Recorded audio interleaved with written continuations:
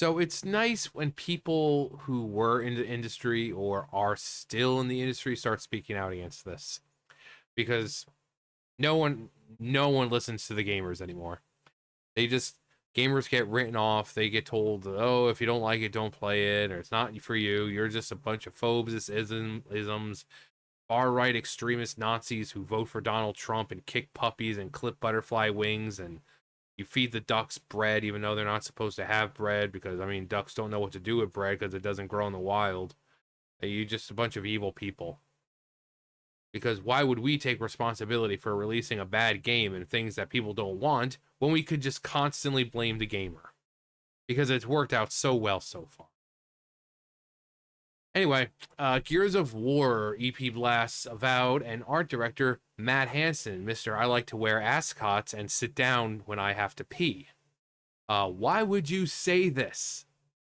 Yeah, there's $1 million question. Why would any company come out and not only attack someone like Matt Hansen came out and was attacking Elon Musk?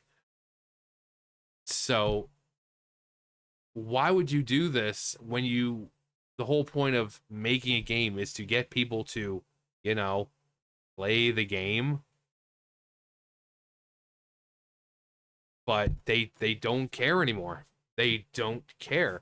Game companies, movie studios, they don't want to make a product anymore. They just see it as an outlet to push their ideological crap on everyone. And then when it fails, they're like, "Oh no, shocked Pikachu face." Gears of War executive producer Laura Fryer, who worked on Gears of War and Gears of War 2, blasted Avowed and its art director Matt Hansen after he disparaged Elon Musk. Fire commented on Hansen's actions in a recent video uploaded titled "The Game Industry's Elephant," or the game's industry elephant. In the video, she first recaps what happened regarding Avowed and Hansen. First, she noted that it was discovered the game featured pronouns, which the pronouns, it's like, okay, whatever, but it's never just pronouns. That's the thing people don't understand. It's like when Dragon Age came out. It's like, oh my god, you guys are complaining about pronouns and all that, but then the game consisted a large portion of Tosh bitching, complaining about being non-binary. So it's never just pronouns. That's why we have a problem, because it starts with pronouns, and then suddenly you're going through, and then some big blue bitch is complaining about she's non-binary, and you don't know what it's like to not be comfortable with who you are, and okay, so people want to say, oh, it's just pronouns. It's this snowball type thing. It starts with pronouns, and then throughout the game, it just gets bigger and bigger and bigger because they can never help themselves. If they're putting in the pronouns, they're putting in more. Every single time. Every single time. Next, she discussed Elon Musk's reaction to the inclusion of pronouns. He wrote on Twitter, having pronouns in a fantasy video game is utterly unacceptable. Next, Fryer noted Hansen's response on Blue Sky, because that's where all the cowards go. Because apparently free speech is, bad for them. They don't like it. So instead, they have to go over and complain on, Blue Sky, where it's an echo chamber where everyone will just freaking, oh my god, yeah, you're so right. Fuck Elon Musk. Oh yes, come in my face. Oh my god, yes. Um. So. So yeah, said that. Sickos.jpg. I wanted so badly for him to make him mad with my game, and I cannot believe it actually happened. Just wait till you see the default, you sad little shit. Fire then commented on this saying, I personally find the situation baffling. Does he know Elon personally? Why does he want to make Elon mad with his game?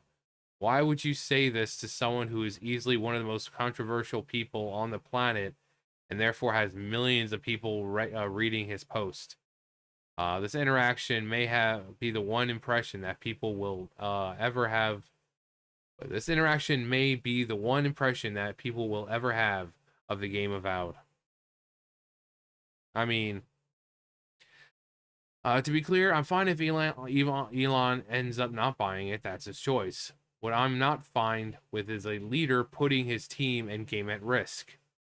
Yep, but they don't care. They will risk everything just to stick it to the chuds. But then when the game fails, which it will, then we're to blame. Not them, who are intentionally going out and trying to piss people off, trying to get people mad, trying to insert as much ideological crap as possible. No, no, no, no. It's our fault. It's our fault. Not the company that's ruining the games and causing them to fail. No, it's the gamer. It's always the gamer. And this is where social media comes in. At any point, you can read something, get offended, and with one emotional outburst online, you can change your game's momentum.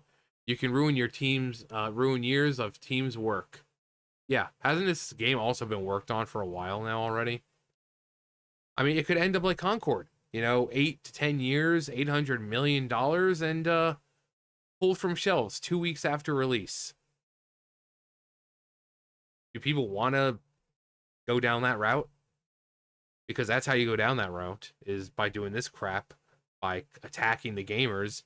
Remember, it's not a big deal to us if we don't buy the game. If we don't buy your game for $70, $80, we're not the ones losing out. The companies who are spending hundreds of millions of dollars to make these games, they're the ones losing out. But yet they want to keep coming out and attacking the people who are supposed to buy their product, because they think this is a winning strategy when it comes to marketing. And we've proven, just this year, we've proven time and time again that that's not the case. You will fail every single time. Of course, Avowed is going to be review bombed. There are plenty of people that are more than happy to join in the fight. Avowed is now mired in controversy, and when they launch, they will have to overcome the situation.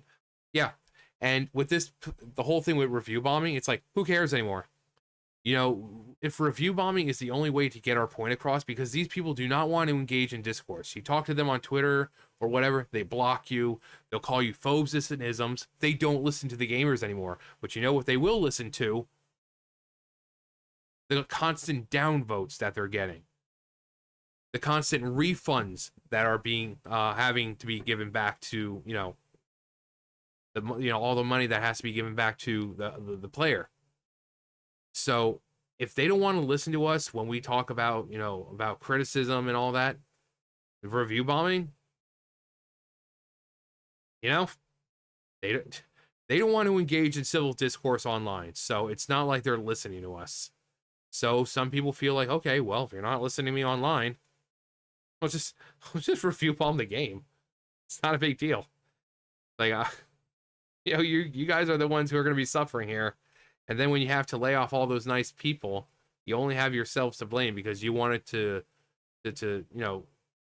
run from civil discourse and all that with the gamers rather than just talking to them. So,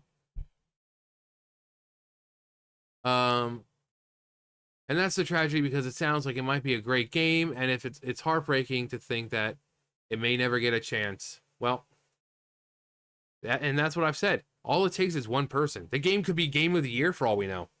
It doesn't matter though. As long as one person comes out and starts trash talking the gamers, that's all it takes. That's all it takes. You could take game of the year and kill it in like 10 freaking seconds by doing that crap. But they don't care. They keep doing it.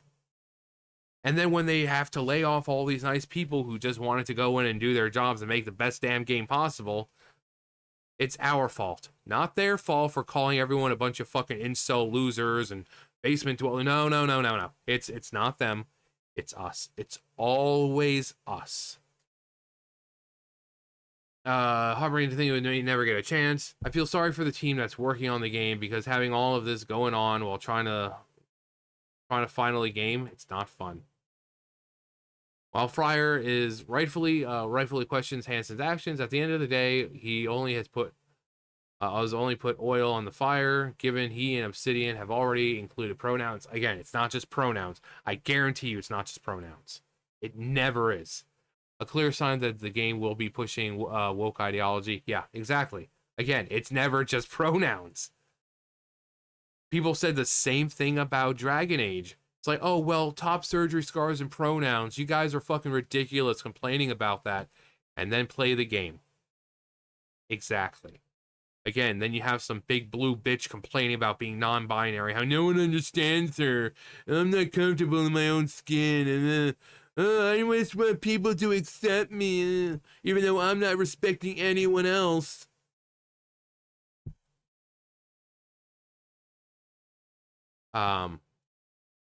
Nevertheless, she is right that the game now faces much higher hill to climb than it likely would have.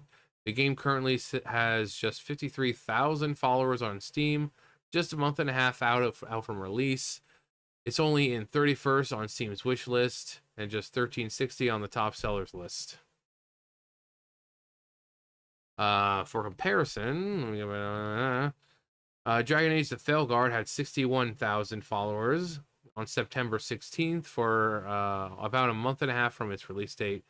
The game also pushed woke ideology and only managed an all-time peak concurrent player count of just 89,000.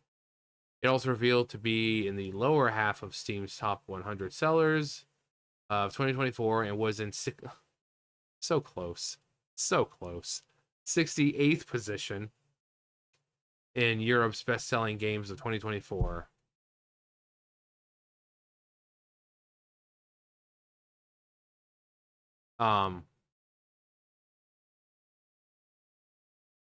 I've said, yeah. Like I said before, it could be game of the year. It doesn't really matter now. Because not just Matt Hansen, but other people there have come out and like, oh yeah, we want to punch the gamers in the face, and oh, you're just a bunch of loser chuds, and oh, I'm glad I'm making you mad. You think this is bad, wait till you get into the game. And but why would you market the game like that? You're trying to get people to play it. And as I've said before, you're doing this to the gamer, and then people who may be potential customers are looking at you doing this and saying, you know what, I'm not going to give them my money because look at how they're treating their established base. Why would I want to give my money to them? And then again, shock Pikachu face when shit doesn't sell. And then when it doesn't, we're the ones who get blamed. Not the company constantly forcing their ideological crap into everything. Not the game company who's coming out and attacking the gamers online. No, it's the gamer. No matter what happens, no matter what you're doing, no matter how far in life you go, it is always the gamer. It is always the gamer. But yeah, she's right. You know, because I said the same thing. It just takes one person, or it just takes, well, just one person from a game company to turn people off to a game. So all this hard work that people are clearly putting into the game, it's not going to mean anything because no one's going to play it. Because you have some freaking ascot wearing Mr. I Sit Down to Pee come out.